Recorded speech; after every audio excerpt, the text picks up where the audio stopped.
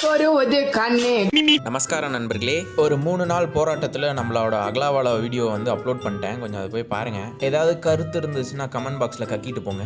So காலையிலே வந்து சிக்கமாக எழுந்து சிக்கமாக ரெடியாகி சிக்கமாக கம்பெனி போயிட்டுருக்கேன். அதே சிக்கமாக இன்றைக்கி பிரேக்ஃபாஸ்ட் சாப்பிட்டேன், ஆனால் வீடியோ எடுக்கல. அப்படியே சிக்கமாக நீங்களும் ஃபாலோ லைக்கு ஷேர்லாம் பண்ணிங்கன்னா சிக்கமாக இருக்கும். இதே சிக்கமான ஃபார்மில் கம்பெனிக்கு போயிட்டுருக்கேன். ஆக்சுவலாக பார்த்தீங்கன்னா இனிமேல் காஃபி வந்து வெளியே வாங்கி குடிக்க தேவையில்ல. கம்பெனிலே வந்து ஓசி காஃபி தராங்க.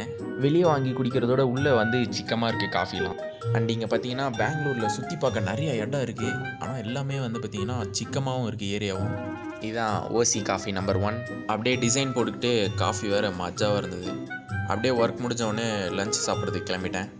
ரூமுக்கு வந்தோடனே பிளேட் எடுத்துகிட்டு சாப்பிட கிளம்பிட்டேன். பேசிக் கான்செப்ட் என்னென்னா, எல்லா பிஜிலையும் என்ன சொல்லுவாங்க, சாப்பாடெலாம் நல்லா இருக்காது அப்படின்வாங்க. பட் இந்த சைடு நான் இருக்கிற சைடு பெங்களூர் சைடில் வந்து பார்த்திங்கன்னா பிஜியில் இருக்கிற ஃபுட்ஸ்லாம் மேக்ஸிமம் நான் ஒரு 2 பிஜி ஷிஃப்ட் ஆகியிருக்கேன். ஆனால் இங்கே இருக்கிற ஃபுட்ஸ்லாம் வந்து ஓகே தான், ரொம்ப அவ்வளோவா கேவலமாக அப்படிலாம் இல்லை.